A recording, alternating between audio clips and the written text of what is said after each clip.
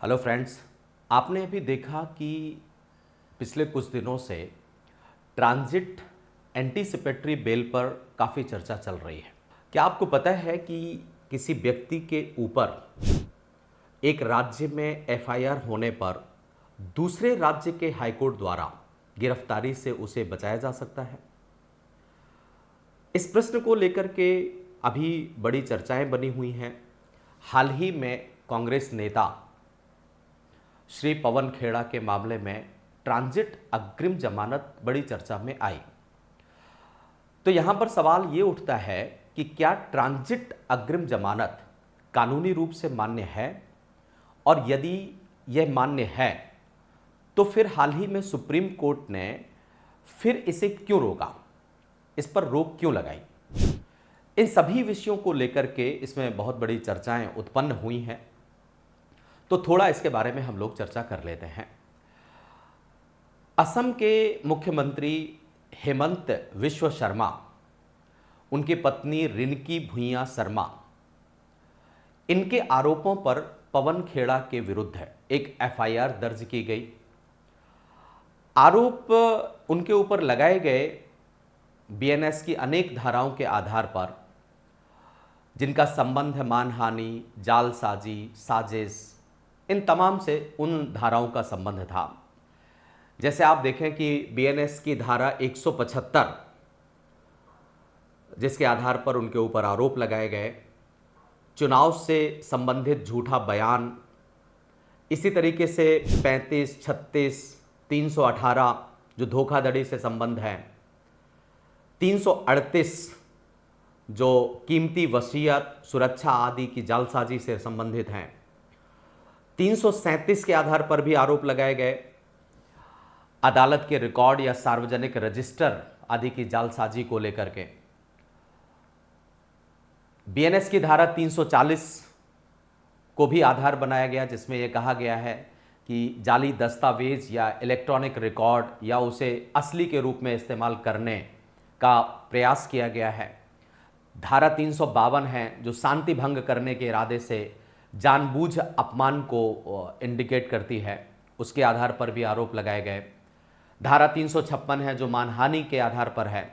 तो ये सभी की सभी धाराओं के तहत रिनकी भुइयां शर्मा ने इनके ऊपर एक एफआईआर दर्ज करवाई।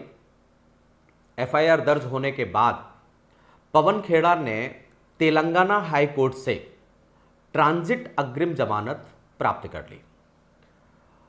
हालांकि सुप्रीम कोर्ट ने इस पर अस्थायी रोक लगा दी। बाद में राहत की याचिका भी सुप्रीम कोर्ट ने खारिज कर दी। तो इन्हीं परिस्थितियों से यह उत्पन्न होता है कि ये ट्रांजिट अग्रिम जमानत क्या है। सबसे पहले हम इस पर परिभाषित करने की कोशिश करते हैं। ट्रांजिट अग्रिम जमानत एक अस्थायी कानूनी सुरक्षा है जो किसी भी व्यक्ति को गिरफ्तारी से अस्थायी तौर पर राहत देती है, ताकि वो संबंधित जुरिस्डिक्शन वाले कोर्ट में जा सके और वहां पर जाकर के नियमित अग्रिम जमानत, जिसको एंटीसिपेटरी बेल कहा जाता है, उसके लिए वो आवेदन कर सके। अगर हम और सरल भाषा में समझें तो ऐसे देख सकते हैं कि मान लीजिए आपके पास या आपके विरुद्ध है एफआईआर किसी दूसरे राज्य में दर्ज हुई है और आपको डर है कि वहां की पुलिस आपको गिरफ्तार कर सकती है। ऐसे में आप अपने वर्तमान शहर, जहां पर आप हैं किसी भी राज्य में, उस शहर की अदालत से ट्रांजिट अग्रिम जमानत लेते हैं। यह आपको कुछ समय के लिए गिरफ्तारी से बचाव देती है, और इस दौरान जितने दिनों के लिए वो ट्रांजिट अग्रिम जमानत दी जाए, उस दौरान आप उस जगह से जहां आपके ऊपर एफआईआर दर्ज हुई है, वहां की अदालत में जाकर के नियमित अग्रिम जमानत प्राप्त कर सकते हैं। तो एक तरीके से अस्थायी तौर पर कुछ राहत संबद्ध व्यक्ति को प्राप्त हो जाती है। यह बात ध्यान रखने की है कि ये जो ट्रांजिट अग्रिम जमानत है, क्या इसका कोई कानूनी आधार है? जैसे कि आपने देखा कि भारत में अग्रिम जमानत का प्रावधान धारा 438 के तहत है, सीआरपीसी की धारा 438 के तहत है, जो कि बीएनएस बन गया। लेकिन ट्रांजिट अग्रिम जमानत का सीधा कोई कानूनी उल्लेख नहीं है। किसी भी कानून में ट्रांजिट अग्रिम जमानत का प्रावधान नहीं है। अदालतों ने इसे अपने न्यायिक विवेक, जिसको जुडिशियल इंटरप्रिटेशन कहा जाता है, उसके आधार पर इस ट्रांजिट अग्रिम जमानत को मान्यता दी है। मतलब आप ये कह सकते हैं कि ये न्यायालयों के द्वारा विकसित किया गया सिद्धांत है, एक प्रकार के ये जुडिशियल इनोवेशन है। तो अब ये प्रश्न उत्पन्न होता है कि आखिर ये ट्रांजिट अग्रिम जमानत का कोई कानूनी अधिकार नहीं है, कोई कानूनी प्रावधान नहीं है, तो फिर ये क्यों दी जाती है? न्यायालय ने इसके प्रोविजन के बारे में क्यों ऐसा काम किया, या जुडिशरी ने इसको क्यों प्रभावी बनाया? इसके कई कारण देखे जा सकते हैं। जैसे आप पहले कारण के तौर पर देखें कि हमारे देश में भारतीय संविधान के अनुच्छेद 21 के तहत प्रत्येक व्यक्ति को स्वतंत्रता प्राप्त है। जीवन की स्वतंत्रता, दैहिक सुरक्षा की स्वतंत्रता प्राप्त है। भारत में जीवन और व्यक्तिगत स्वतंत्रता एक मौलिक अधिकार है। यदि किसी व्यक्ति के खिलाफ दूसरे राज्य में एफआईआर है तो बिना तैयारी के गिरफ्तारी उसकी स्वतंत्रता का हनन कर सकती है। ऐसी स्वतंत्रता के हनन से बचने के लिए ट्रांजिट अग्रिम जमानत उसे तत्कालीन गिरफ्तारी से एक अस्थायी तौर पर सुरक्षा प्रदान कर देती है। तो पहला कारण तो आपको अनुच्छेद 21 के आधार पर दिखाई दिया। अगर हम इसका दूसरा कारण देखें तो भारत में एक परिसंघीय व्यवस्था है, भारत में फेडरल सिस्टम है, और ऐसी स्थिति में हर राज्य के पास अपनी अपनी एक पुलिस है, और वो पुलिस राज्य सूची में उल्लिखित विषयों के आधार पर है। हर राज्य में पाई जाने वाली अपनी एक न्याय व्यवस्था भी है। ऐसे में अगर केस किसी दूसरे राज्य में हो तो व्यक्ति के लिए तुरंत वहां पहुंचना मुश्किल हो सकता है। इतनी जल्दी वो नहीं पहुंच सकता है जितना आदेश दिया गया है। ऐसी स्थिति में ट्रांजिट जमानत इस भौगोलिक दूरी की समस्या को हल करने में मदद करती है। तो एक कारण तो आपका संघीय ढांचे से संबद्ध हो गया। तीसरा एक कारण और हम पहुंच सकते हैं, उस पर बात कर सकते हैं, वो है न्याय तक पहुंच, एक्सेस टू जस्टिस। व्यक्ति को समय मिलता है इसके माध्यम से कि वो वकील कर सकता है, संबंधित कोर्ट में सही तरीके से आवेदन कर सकता है।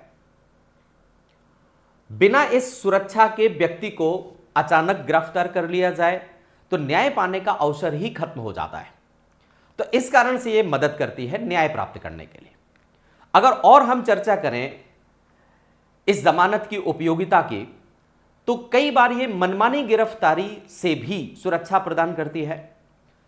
कई मामलों में एफआईआर का उपयोग राजनीतिक दबाव, प्रतिशोध या मीडिया ट्रायल आदि के लिए भी किया जा सकता है। इसके आधार पर भी गिरफ्तारी होती रही है और देखी भी गई। ऐसी स्थिति में ट्रांजिट अग्रिम जमानत पुलिस की मनमानी कार्यवाही पर एक संतुलन बनाती है, पुलिस की मनमानी कार्यवाही को चेक करती है। तो एक महत्वपूर्ण कारण यह भी हो जाता है इसके बनाए रखने का।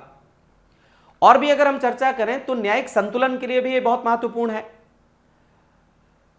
यह जांच एजेंसी के अधिकार और व्यक्ति की स्वतंत्रता के बीच में एक बैलेंस स्थापित करती है।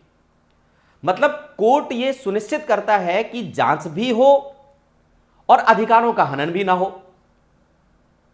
तो इस तरीके से एक न्यायिक संतुलन स्थापित करने में भी मदद करती है। मतलब आप यह कह सकते हैं कि ट्रांजिट अग्रिम जमानत भारतीय न्याय प्रणाली में व्यक्तिगत स्वतंत्रता और संघीय संरचना के बीच संतुलन स्थापित करने का एक महत्वपूर्ण साधन है, जो न्याय तक समान पहुंच सुनिश्चित करता है। तो यह एक प्रकार से महत्वपूर्ण है और इसीलिए न्यायपालिका ने इसको विकसित किया। ट्रांजिट अग्रिम जमानत तो आपने समझ लिया, और अगर कोई प्रश्न आपको उत्पन्न हो तो आप मुझे कमेंट बॉक्स में पूछ भी सकते हैं कि अग्रिम जमानत, ट्रांजिट अग्रिम जमानत में क्या डिफरेंसेस हैं, उस पर भी मैं चर्चा कर दूंगा। आप थोड़ा पवन खेड़ा केस के बारे में देख लेते हैं।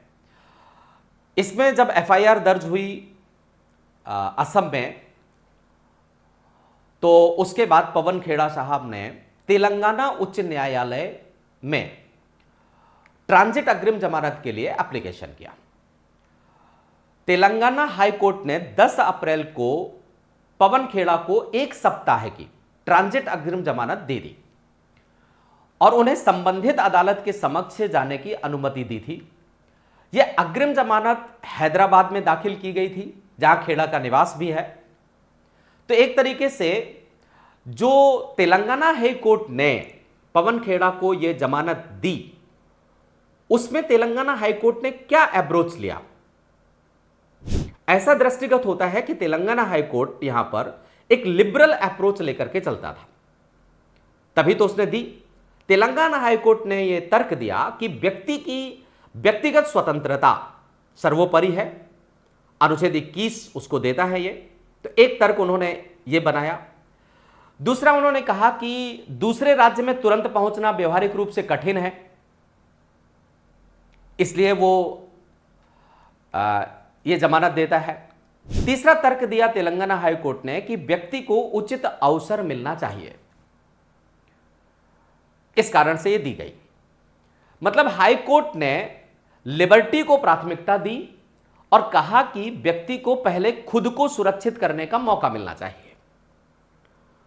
लेकिन Assam police Telangana high court के इस निर्णय के विरुद्ध सुप्रीम कोर्ट पहुंच गई और 15 अप्रैल 2026 को सुप्रीम कोर्ट ने अपने अंतरिम आदेश में तेलंगाना उच्च न्यायालय के द्वारा दी गई ट्रांजिट अग्रिम जमानत पर रोक लगा दी। सुप्रीम कोर्ट की पीठ ने कहा कि यदि खेड़ा असम में अधिकार क्षेत्र वाली अदालत में अग्रिम जमानत के लिए आवेदन करते हैं, तो सुप्रीम कोर्ट द्वारा पारित अंतरिम आदेश का ऐसे आवेदन पर विचार किए जाने पर कोई प्रतिकूल प्रभाव नहीं पड़ेगा। 17 अप्रैल को सुप्रीम कोर्ट ने तेलंगाना उच्च न्यायालय द्वारा दी गई ट्रांजिट अग्रिम जमानत पर लगाए गए स्थगन को हटाने के लिए खेड़ा की याचिका को भी खारिज कर दिया। तो सुप्रीम कोर्ट ने जो यह काम किया, उसमें सुप्रीम कोर्ट ने कौन से दृष्टिकोण को ध्यान में रखा? सुप्रीम कोर्ट ने ट्रांजिट जमानत पर रोक क्यों लगाई? इसके पीछे सुप्रीम कोर्ट ने क्या तर्क दिया?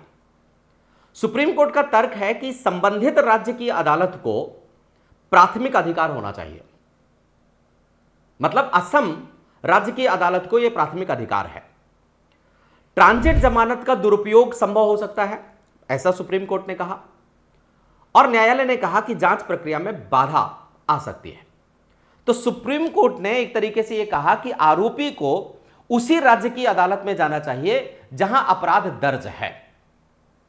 इसके आधार पर सुप्रीम कोर्ट ने अपना डिसीजन दे दिया। अब आरोपी पहुंचा उसी राज्य में, मतलब गुवाहाटी हाई कोर्ट में। गुवाहाटी हाई कोर्ट ने पवन खेड़ा को अग्रिम जमानत देने से इनकार कर दिया। इस मामले में गुवाहाटी हाई कोर्ट ने सुनवाई करते हुए कहा कि पवन खेड़ा ने राजनीतिक लाभ हासिल करने के लिए एक निर्दोष महिला के ऊपर आरोप मढ़ा है, एक निर्दोष महिला को विवादों में घसीटा है। अदालत ने अपने आदेश में स्पष्ट किया कि श्रीमती रिंकी भुइयां शर्मा, इनके पति राजनीति में हैं और असम के मुख्यमंत्री हैं, लेकिन श्रीमती रिंकी भुइयां शर्मा राजनीति में नहीं है। अगर पवन खेड़ा ने राज्य के मुख्यमंत्री के खिलाफ उन आरोपों को उठाया होता तो मामला एक राजनीतिक बयानबाजी हो सकता था, लेकिन राजनीतिक लाभ हासिल करने के लिए खेड़ा ने एक निर्दोष महिला को विवादों में घसीटा है। इस कारण से उन्हें सामने आना होगा। न्यायमूर्ति पार्थ ज्योति शकिया, जो कि उस पीठ के अध्यक्ष थे, उन्होंने स्पष्ट कहा कि इस मामले में हिरासत में पूछताछ आवश्यक है ताकि उन लोगों की पहचान की जा सके जिन्होंने मुख्यमंत्री की पत्नी के खिलाफ विदेशी पासपोर्ट से जुड़े दावे करने के दस्तावेज इकट्ठे किए हैं और उन्हें पवन खेड़ा को उपलब्ध करवाया है। मतलब गुवाहाटी हाईकोर्ट ने अपना यह तर्क स्पष्ट कर दिया है, जिसको देख करके यह लगता है कि पवन खेड़ा को अपनी गिरफ्तारी देनी ही होगी। लब्बो लबाब यह निकलता है कि गुवाहाटी हाईकोर्ट ने अग्रिम जमानत खारिज कर दी, जिसका कारण उन्होंने यह बताया कि यह मामला सिर्फ मानहानि का नहीं है, बल्कि जालसाजी और साजिश का भी है और ऐसी स्थिति में हिरासत में पूछताछ करना आवश्यक है। साक्ष्यों की सत्यता पर संदेह है।